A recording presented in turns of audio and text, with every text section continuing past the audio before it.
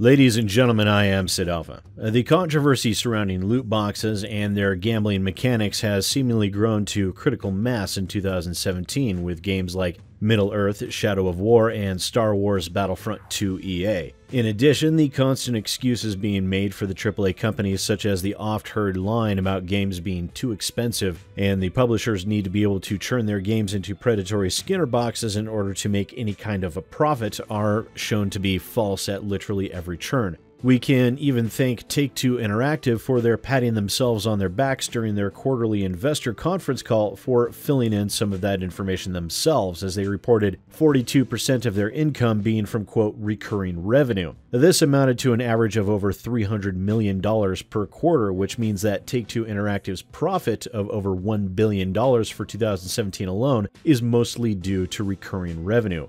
And for those of you interested in the exact numbers, if we remove the 42% earnings from microtransactions and not bother to subtract the cost of purchasing Social Point, a mobile development company, we're left with Take-Two Interactive profiting, according to their own projections, $368 million without microtransactions at the low end and $1.4 billion profit with microtransactions. As I said in my previous video, merely the difference between being rich and being stupid rich. And Take-Two Interactive, Activision Blizzard, Electronic Arts, Ubisoft, and all of the other large publishers out there can thank microtransactions for this giant boost to their wallets.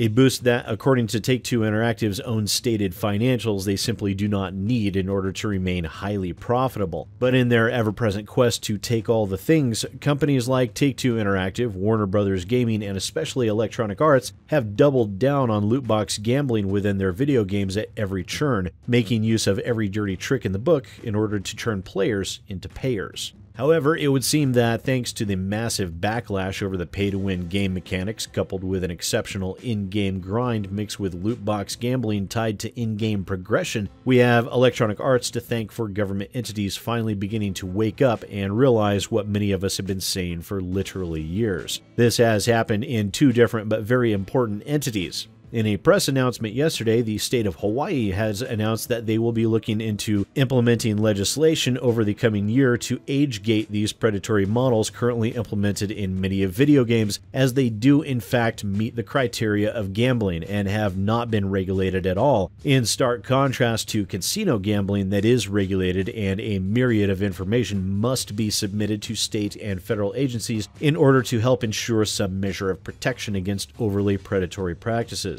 Right now, video game publishers enjoy a complete lack of regulation in regards to what the state of Hawaii is calling a digital casino marketed to underage children. Now, in addition to that, during the press conference, it was also reported that Hawaii state officials have been discussing legislation with other states, and it is extremely possible that we could see the sentiment spread. And I'm going to do something I don't normally do here and interject a clip here so you can hear Hawaii State Representative Chris Lee in his own words.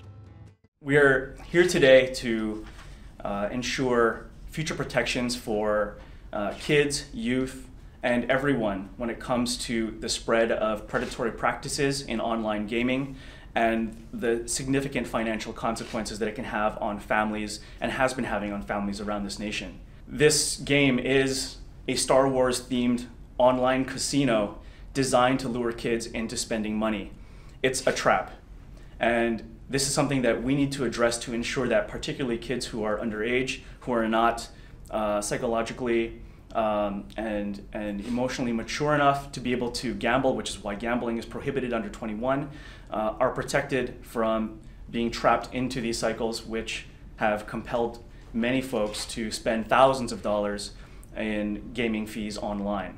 We're looking at legislation this coming year which could prohibit access or prohibit the sale of these games to folks who are underage in order to protect families, as well as prohibiting different kinds of mechanisms in those games. We've been talking with several other states as well, legislators there who are looking at the same thing. I think this is an appropriate time to make sure that these issues are addressed before this becomes the new norm for every game. And in addition to that, we also discussed last week how the Belgian government planned on investigating Star Wars Battlefront 2 EA and Overwatch to determine on if those games would be classified as gambling. And while no word has been given yet in regards to Overwatch, the verdict is in for Star Wars Battlefront 2 EA, and that verdict is guilty.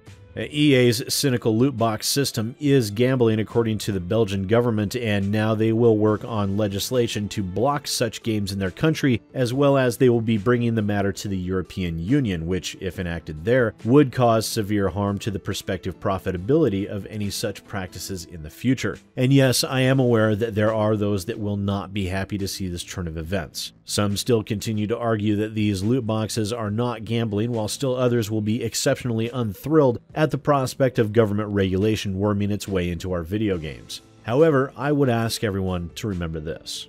When dealing with loot box mechanics within video games, the end result of landing money in one's pocket might be foremost in some people's minds, but the end result is not where the danger lies. In fact, the draw and the addictive aspect of gambling doesn't lie in the prize at the end of the tunnel, it's in the risk. It is the wager that causes so many people to become addicted to such things, and these games can and do promote these same mechanics and trappings to underage children as well as adults while remaining completely unregulated. And yes, even Overwatch's loot box system is a predatory one that is a huge draw for Activision Blizzard and does make them money hand over fist. Remember that the Chinese government required the publishers of Overwatch to divulge their loot box drop percentages, and instead of complying with such a simple request for what is often excused by gamers as a cosmetic-only system and therefore acceptable, they went to extremely great lengths to be able to avoid divulging that information. And why?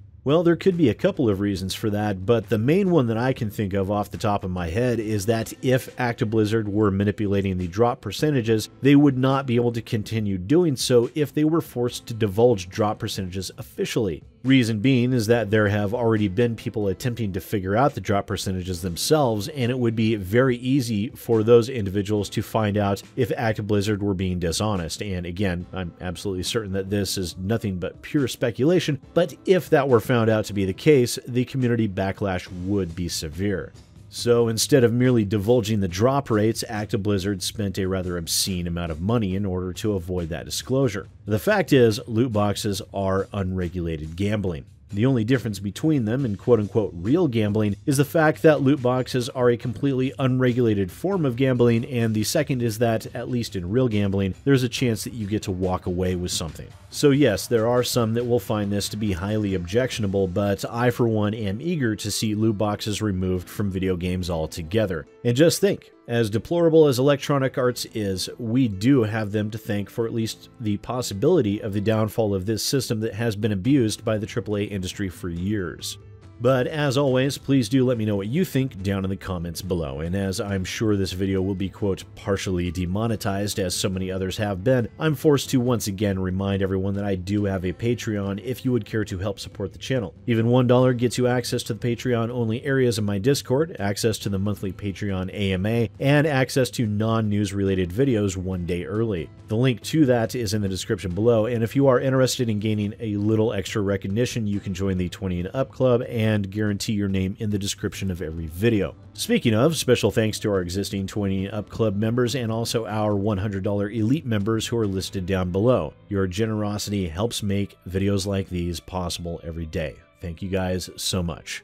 And once again, ladies and gentlemen, I am SidAlpha, and I'll see you next time.